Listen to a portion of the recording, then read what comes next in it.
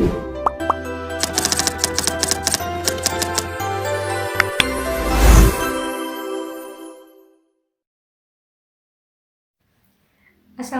warahmatullahi wabarakatuh.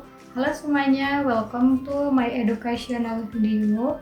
Sebelumnya perkenalkan, nama aku Alia Ferdina Putri dari Prodi Manajemen Pendidikan Islam UIN Maulana Malik Ibrahim. Jadi pada video kali ini saya akan bahas satu tema yang berjudul tentang manajemen lingkungan belajar dilihat dari perspektif agama, sustainable development goals, serta pengaruhnya terhadap prestasi akademik. Jadi secara garis besar di video ini akan membahas tentang bagaimana sih lingkungan belajar yang baik itu dapat dikelola dengan memperhatikan nilai-nilai agama, mendukung tujuan pembangunan yang berkelanjutan, dan juga berperan dalam meningkatkan hasil belajar siswa. Jadi akan ada 3 poin yang akan saya bahas pada video kali ini. Yang pertama, perspektif agama terhadap lingkungan belajar. Yang kedua, konsep lingkungan belajar dalam SDG atau Sustainable Development Goals. Yang terakhir yaitu pengaruh lingkungan belajar terhadap capaian akademik. Baik, kita masuk ke pembahasan yang pertama yaitu perspektif agama Islam terhadap lingkungan belajar. Jadi dalam Islam itu, lingkungan yang bersih, rapi, dan nyaman itu sangat dianjurkan. Bahkan kebersihan sendiri itu merupakan bagian dari iman. Seperti satu hadis yang sering kali kita dengar, yaitu an-nadhafatu minal iman, yang artinya kebersihan itu sebagian dari iman. Jadi menjaga lingkungan belajar itu bukan hanya soal kenyamanan, tapi juga termasuk bentuk pengamalan nilai-nilai agama. Nah, lingkungan belajar yang tertata dengan baik itu bisa menciptakan suasana yang tenang dan mendukung konsentrasi, seperti video yang bisa kita lihat pada video ini.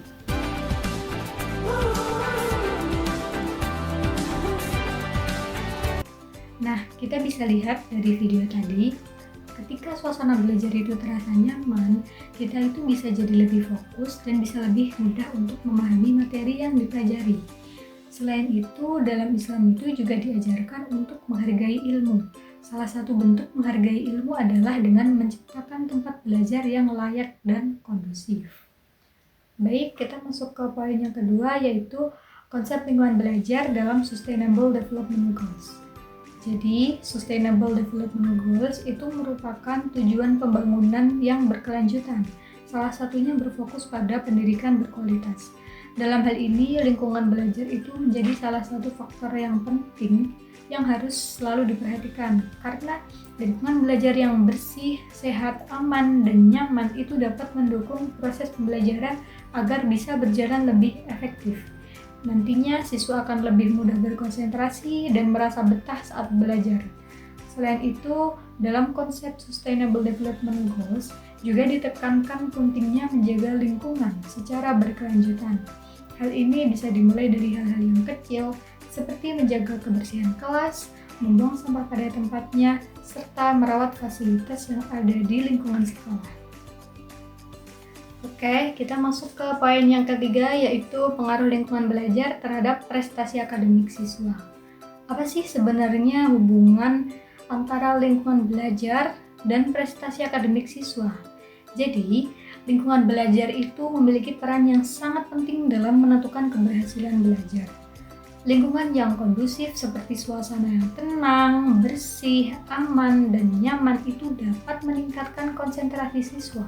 Nah, ketika konsentrasi siswa meningkat, maka pemahaman terhadap materi juga menjadi lebih baik, sehingga hasil belajar yang diperoleh bisa lebih optimal. Namun sebaliknya, jika lingkungan belajar itu tidak mendukung, seperti bising, kotor, atau tidak tertata, hal tersebut dapat mengganggu fokus dan menurunkan semangat belajar siswa. Oke, sebagai penutup, saya akan menyampaikan kesimpulan dari 3 poin yang udah kita bahas tadi. Jadi, dapat disimpulkan bahwa manajemen lingkungan belajar itu merupakan tanggung jawab bersama.